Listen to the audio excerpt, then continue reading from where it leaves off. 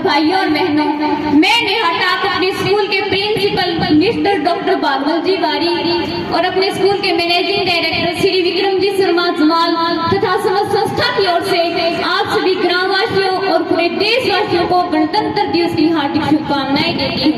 मैं देश प्रेम और राष्ट्र निर्माण के उपलक्ष्य पर अपने कुछ विचार आप सभी के साथ साझा करना चाहूंगी। आजादी कोई एकमात्र शब्द नहीं और ना ही कोई सरल सा वाक्य है, बल्कि यह तो लगभग 200 वर्षों का काला चिट्ठा है जो हर भारतीय के सीने में अंग्रेजों द्वारा किया गया परिताड़न है। यह युग हूँ न राजनीति से मिली न पैसों से खरीदी, न राजनीति से मिली न पैसों से खरीदी। सौदा लहू का मोल हुआ था, तब जाकर यह आजादी मिली, तब जाकर यह आजादी मिली। हम उस देश के नागरिक हैं जिनके होठों में गंगा और हाथों में तिरंगा। वो देश जो कभी सत्यम शिवम सुंदरम, कभी वंदे मातरम, तो कभी पंजाब सिंध गुजरात मराठा द्रविड़ उत्कल गंगा है। वो देश जो हर ठुकराए हुए की रणस्थली बन जाता है और साथ परदेशियों को भी अपने बर्दर असिस्टेंट कहकर बुलाता है। और प्रेम यही पूज्य भूमि भारतवर्ष कहलाता है, भारतवर्ष कहलाता है। यह युग हूँ प्रेम की यही पूज्य भूमि भारतवर्ष कहलाता था, क्योंकि आज तक मानवाधिकारों के कारण हमारा तिरंगा झंडा भी हमसे ये पूछने लगा है कि क्या बात है भारत, आजकल मैं फहराने से ज्यादा पसंद में दफनाने के क्यों काम आ रहा हूँ। हर देखा उस दिन फट गया साहब जब एक बूढ़ी माँ अपने बेटे के चिट्ठड़ों को देखकर बोली कि साहब आप तो धरती में आधा इंच भी कम नहीं लेते। अरे साहब आप तो धरती में आधा इंच भी कम नहीं लेते, तो मैं ये आधा शरीर कैसे ले लूं, मैं ये आधा शरीर कैसे ले लूं। अपने देश, अपने परिवार, अपने समाज के लिए समर्पण का भाव है देशभक्ति, और हर देशद्रोही के जीवन में आने वाला तूफान है हमारी ये सच्ची देशभक्ति, ताकि हर देशद्रोही ये समझ सके कि अगर तू प्रिंदा है तो ये आसमान तेरा है, अगर तू प्रिंदा है तो ये आसमान तेरा है, अगर तू दरिंदा है तो ये शमशान तेरा है। भाईचारे से रहना है तो रहे इस जमीन पे, वरना ये कब्र भी तेरी और कब्रिस्तान तेरा है, कब्रिस्तान तेरा है। देशद्रोही से ज्यादा देशभक्ति तब हाथ उठती है जब एक बेटा अपने बूढ़े माँ बाप को वृद्धाश्रम की चौखट पर छोड़ आता है।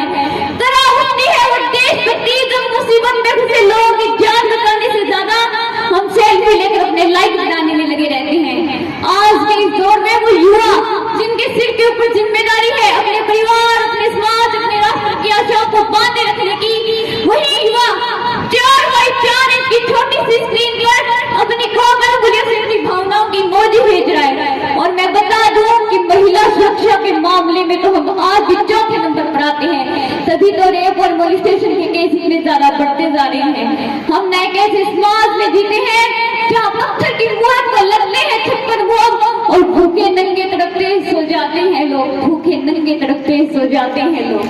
मजदूर को मजदूर समझिए, मजबूर नहीं, गरीब को काम दीजिए, दान नहीं। और अगर दान देने की जिद है तो जीते जी रक्तदान कीजिए और मरने के बाद अंगदान देकर किसी एक मरते हुए को नया जीवन दान दीजिए।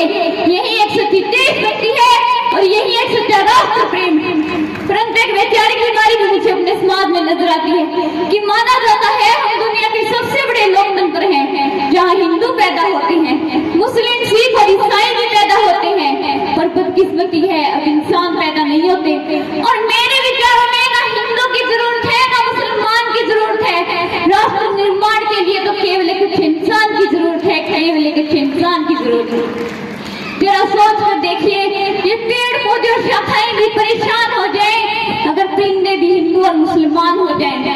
एक शैक्षिक बीमारी भी मुझे अपने समाज में नजर आती है कि बड़े ही आश्चर्य की बात है जिस देश में सारी दुनिया को तक्षशिला और नालंदा देकर के विश्वविद्यालय शिक्षा की बुनियाद रखी, आज उन विश्वविद्यालयों में हमारा एक भी विश्वविद्यालय खड़ा नजर नहीं आता।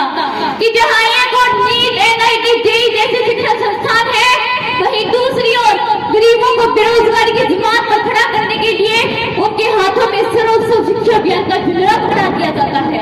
और इस बीमारी का केवल एक कारण कि हमारी शिक्षा नीति सिर्फ 2 ही प्रकार के लोगों के लिए बनती है। पहले जो विद्वान है और दूसरे जो धनवान है। इस तरह की कई गजब की बीमारियां अपने समाज में है और इन बीमारियों की जो जड़ है वो है हमारा अंधविश्वास।